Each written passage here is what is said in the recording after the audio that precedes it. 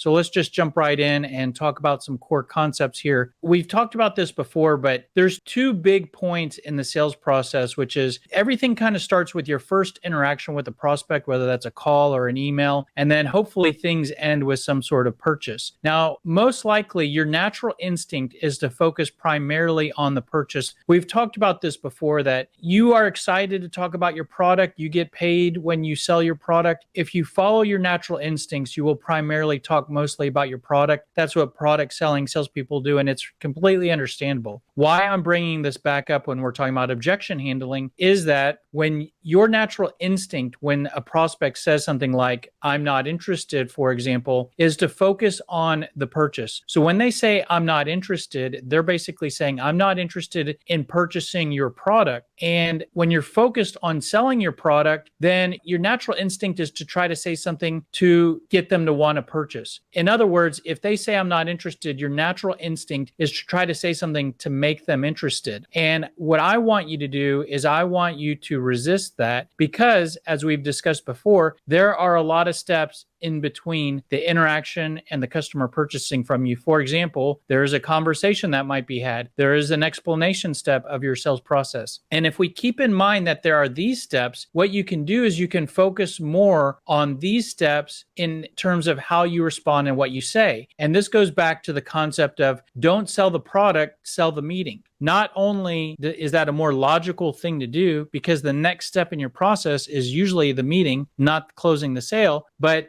selling the meeting is an easier way to respond to objections. If a prospect says, I don't have budget right now, that is a valid reason for them not to buy from you. The fact that they do not have budget is not a valid reason to not talk. When you understand that, that means that selling the meeting makes sense. Selling the product does not. If you understand the process you're working through, you have a great response to the objection, because the prospect either says, I'm not interested, we're in a contract, we're not making any changes, we don't have budget. Hey, no problem. That's fine. I'm not reaching out to try to get you to sign up for anything. I'm just looking to have an initial dialogue. So this is a core concept, and it impacts everything you say when you're prospecting. It can impact your emails. It can impact how you handle your cold calls. But when it comes to objection handling, the way you respond to objections, you can try to resist that natural instinct to sell the product and focus more on selling the meeting. And I'll show you exactly how to do that and what that looks like. But if you shift from trying to sell the product with how you respond to an objection, you can focus more on simply trying to keep the conversation going. So if someone says, I'm not interested, you don't have to make them interested. You just have to say something or do something that keeps the conversation going. And that's much easier to do than to make someone interested. Now let's take a step back and try to understand the prospect. And in order to figure out how best to respond to objections and get around objections, it can help to understand, why is the prospect giving us objections in the first place, and what are they thinking, and what's going on with them when we are dealing with an objection. So the first thing is that if a prospect is giving you an objection, most likely they want to get rid of you. So if they say something like, I'm not interested, it's not necessarily the fact that they're not interested, although they might not genuinely be interested at that particular moment, but they're saying that and